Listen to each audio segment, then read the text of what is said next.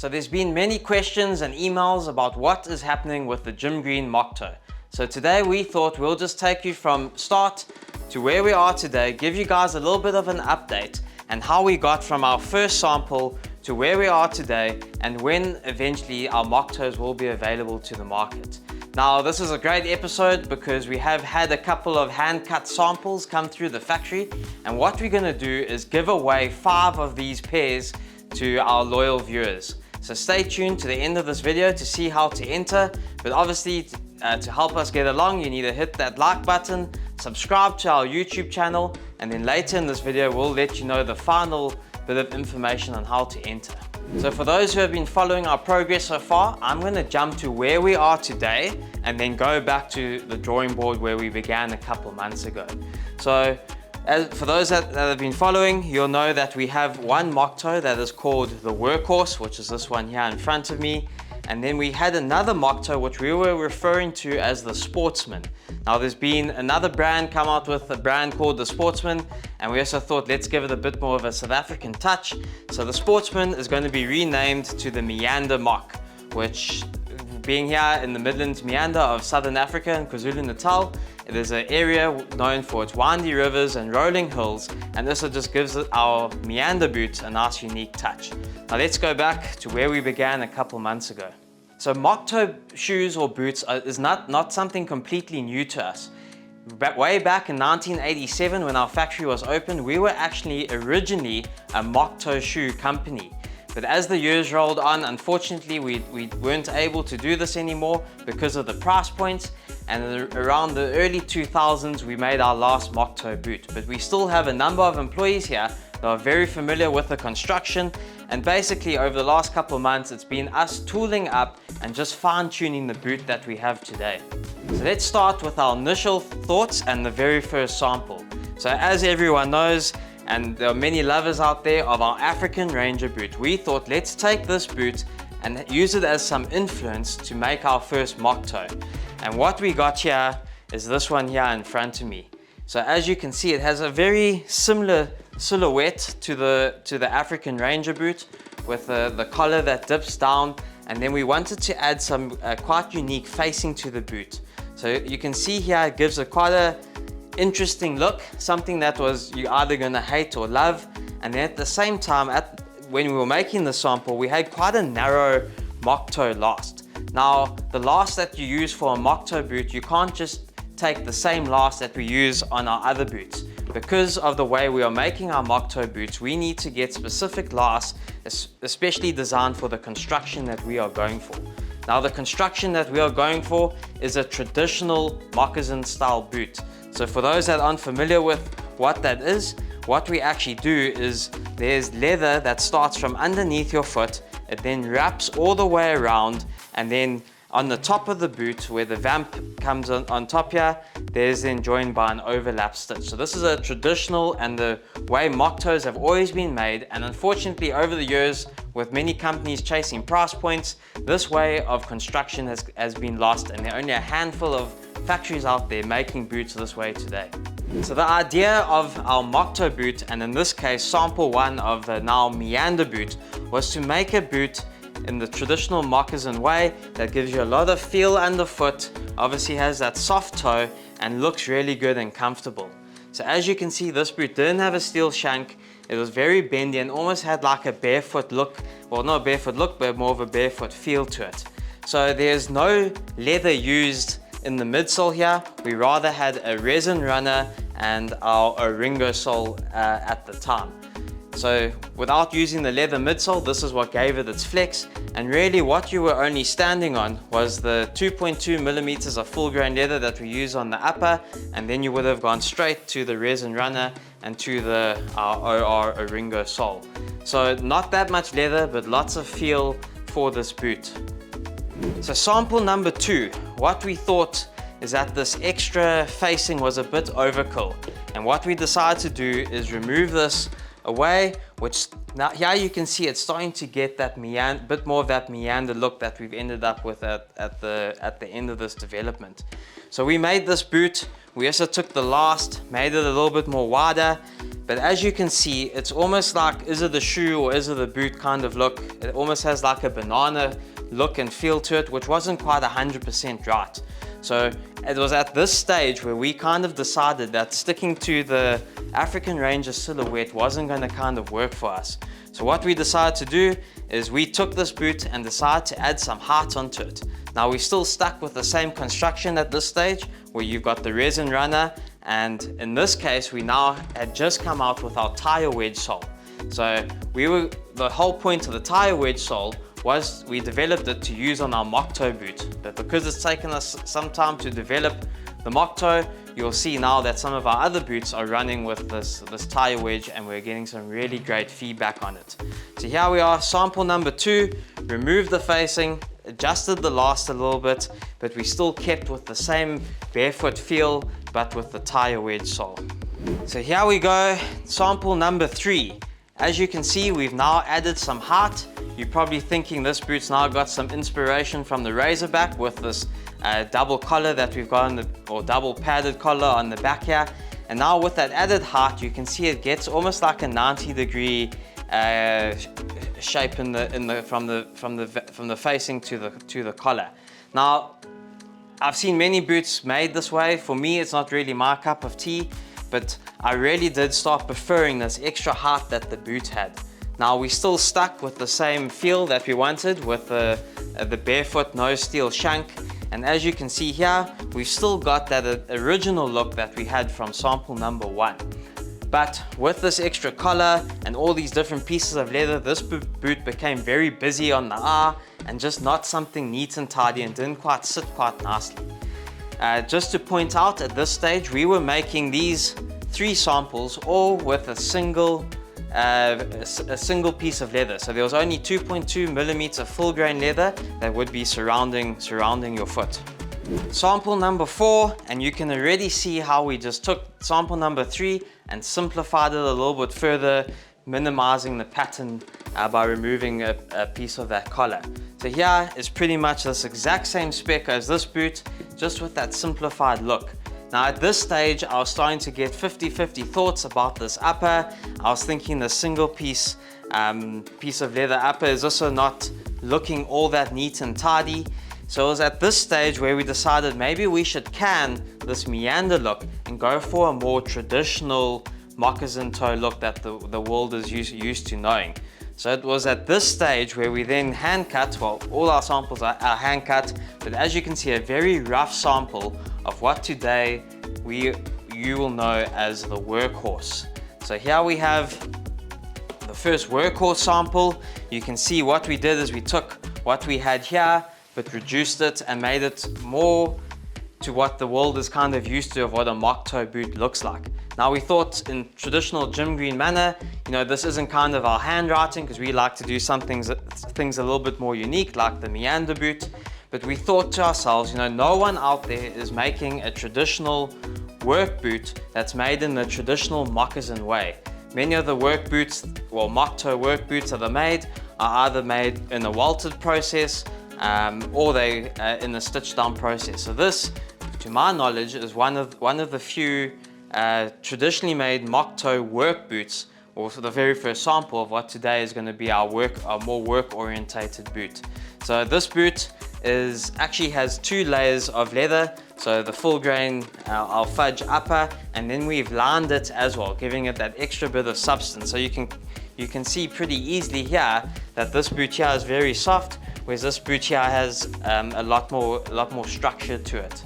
This boot also has a steel shank, because we wanted to make this, as the name says, the Workhorse, so that you can, when climbing up ladders, you get that extra support with the extra layer of leather.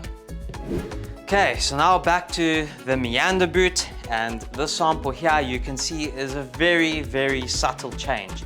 And that was that we thought this collar was just too fat and chunky. So what we did here is we went to something a little bit more narrow, and then at the same time, we were having difficulty with how we were manufacturing the boot.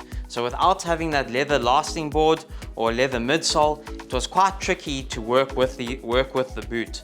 So here we now started to line the boot, and at the same time we went back to a different last. So you can see here we've got a slightly more narrow last to where we were originally. So this was kind of a sample that kind of took one step backwards, but anyway, nevertheless, that was the journey of the Meander boot so far. So these next two samples are very much the same, but as you can see, we're just playing around with the Oringo sole and tire wedge sole, and again with the different lasts. So eventually at this stage was when we decided, and this was from quite a few comments and emails that we got, is that many of you were wanting our STC last, but in the Moc Toe boot. As I mentioned earlier, we can't just take our STC last and make it on the moccasin, so we had to specially develop a variation of the STC last that we could use on the Moc Toe. So here you can see we're already starting to get that wider look and fit. At the same time, we were playing around with pull loops on the back, and we went back to that slightly thicker collar. I mean, many of the changes that I could point out are probably not visible to you, but it's just those subtle changes and angles to the stitching, which helps us get to where we are today. So this sample now is quite a big jump from what we've been talking about, and I'm going to tell you for two reasons here. So here you can still see we've still got that kind of 90-degree adjustment in the upper pattern. Then at the same time, you can see this boot has definitely got more structure to it than some of these earlier ones that I've been speaking on. And that was when we were making these samples and working with the machinery, it was very difficult making a good looking boot or a good looking moccasin that just has that single layer of leather upper. You can see it looks very untidy and unneat. So what we did here with the Meander boot is that we went and said, okay, we're going to fully line this boot. So both the Workhorse and the Meander boot are fully leather lined. We've just now obviously with the slightly different upper patterns. So what we started off with developing, we wanted to make an almost African Ranger barefoot type Moc Toe, and as the process went along, we added our Workhorse, which was meant to be the boot that is used in the work environment, and the Meander boot was always going to be that sort of minimalist option. But just from shoemaking and wanting to make a really good boot, the Workhorse and the Meander boot have kind of come together to be very similar. So right now the Meander boot still had that, as I mentioned, that 90-degree upper. It now has the full leather lining. And one thing you're going to notice here is that we have gone for the leather midsole on this boot. So wanted to add a bit more structure. We thought having this resin runner and just a thin piece of leather, it's not something that, maybe that is good shoemaking. So we really wanted to give it our all with this boot, and we've added the leather midsole. It has the resin runner as well, and then obviously our Oringo outsole. Now, one thing I wasn't happy with this boot is this 90-degree change in the upper. You can see here it's a little bit out of proportion. So we went back to the drawing board, and we have what we hope will be our final Meander boot. Okay, so here we are with our two, we hope, final samples. And this is my personal pair of Meander boots that I've been wearing for a month. And here we have the Workhorse boot. Now, I haven't spoken much on the Workhorse boot because it was fairly straightforward and all came together quite nicely. Once we made this very first sample, what we decided to do was make this, the quarters there a little bit more narrow, so you can see it hugs up and looks a little bit better. And we just changed a couple angles and how the boot fits and feels, and it was just one of those boots that on the second or third sample it came out perfectly, and it's pretty much stayed the same till today. Whereas our Meander boot, as you can see, it's been quite a long story, and the reason why we're going to come out with two separate variations of Moc Toes is we've put so much time and effort into both of these boots, and from the feedback we're getting, everyone loves both of them, so why not? We're going to add them both to the range and we'll see how they go along. So as you can see, my Meander boot is starting to age quite nicely. I've gone with a combination of the Bronco and the black Oringo sole, which is quite a nice combination. And as I mentioned before, we've got the leather midsole, and it is fully leather lined. So you've got close on 3.5 to 4 millimeters of leather surrounding the boot, and we've got that nice subtle little bit of collar padding, so if you want to tighten up the boots, it creates a nice snug fit. And I've really enjoyed wearing this Meander boot for the last, or almost the last month. Onto the Workhorse boot. Now, we've had a number of pairs on wear test with some of the chaps in our factory, and they are absolutely loving them. You also see that we started developing a different compound of rubber, our beige, a beige rubber compound, which we are going to run on the tire wedge sole. Now, a beige sole is not something that's very popular here in South Africa, but obviously overseas, this is something that that people like. So what we've decided to do is run with this beige tire wedge on the Workhorse, and obviously add in that steel shank, the leather midsole, and fully lined upper, giving you a very solid and great looking boot. So as you can see, this has been quite a long process, and where we started off with making a minimalist low cut boot to where we have ended up today is something almost a 180-degree change. But we're very proud to what we have made so far, and it doesn't mean we're stopping here. The only reason we deterred from making something like this was it just wasn't kind of in our capability. So we're getting back to the drawing board. We do want to make a more minimalist barefoot moc toe boot, but we're not going to do something if we're doing it half-hearted. So here we have our Meander boot and the Workhorse boot. And the question you're all wondering is, how can I win myself one of the very first Jim Green Moc Toe boots?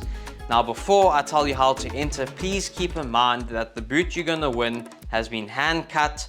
It's a sample. It's one of the very first experiments that we're doing. We weren't planning on doing this giveaway, but we thought everyone's been so patient, and for your guys' support, we'll give away 5 pairs from the samples that we've cut from size 6 to 14. So how to enter is, please subscribe to our YouTube channel, hit the like button for this video, and then in the comment section below there, let us know if you are team Meander boot or team Workhorse. And then in the comment section, just let us know what UK or US size you are, so that we know how to pick the winners, and that we don't, because we've only made a certain amount of sizes. So we need to know which sizes that we can allocate, and we'll put all the details down below of when those winners will be announced. And just 2 things that I forgot to mention is that for our giveaway, it is only going to be the Workhorse Moc Toe, and that's because it's the boot that we've finished the fastest, whereas our Meander boot has been quite a process. And another thing that I forgot to mention is that we did away with that 90-degree cut in the boot that you'll see on some of the other samples. And I think that subtle little change has just given the boot such a nice silhouette and made it so much more in proportion. And you can see with some time and wear, it really takes quite a nice shape, and I'm also just really loving the combination that we've got on this boot.